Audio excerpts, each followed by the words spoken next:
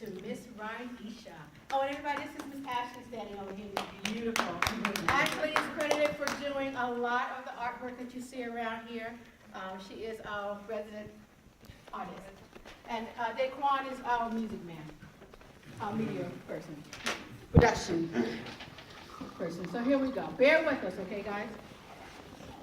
Okay, so we're going to give a bit of history about the Harlem Renaissance and how Harlem became the place to be for African Americans.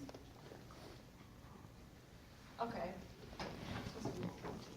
Okay, so after World War II, the South was a very difficult place for African Americans to still live in. In the Jim Crow South, it was still very segregated. In the North, the northern of the United States represented a lot more opportunity, a safe haven more so for African Americans to go. There's a lot more opportunity up there, and it was more factories and more industrial.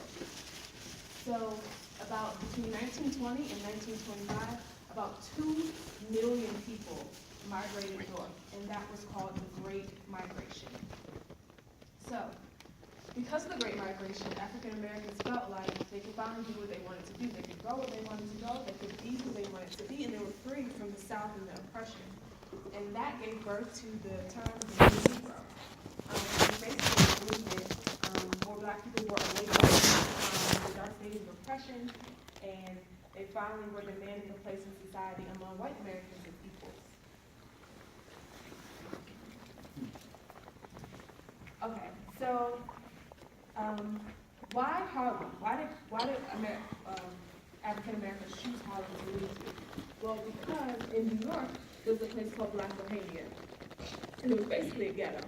There was no windows, walls. It was tight packed apartments and streets. And Harlem, on the other hand, had huge streets, and they were tree lined, and they were very, very nice. They built a subway on Lenox Avenue. And because of the subway that was built, it was easier to access, and investors poured more money into the neighborhood of Harlem. Because of that, there was so much money in Harlem, there was more buildings than people. They didn't have enough tenants to rent the rooms. So 24-year-old Philip A. Payton, who was an African-American man, saw that the white owners of these buildings were desperate for tenants. So he bought several of the buildings, and because of that, the African Americans finally felt like they could move to Harlem. And the white people that lived there felt as though because there was an invasion of African Americans, they had left. So because of this time in the Great Migration in New York, Harlem became the place to be. So the Harlem Renaissance Harlem was often called the Black capital of America. And in the Harlem Renaissance, African Americans expressed their pride and their history and their culture and their style.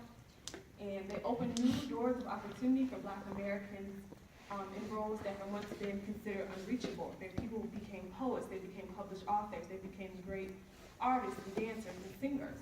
So many of the people contributed to making the legendary era, and their dreams still inspire us today. This is a picture of what Harlem looked like on 134th Street in Montreal.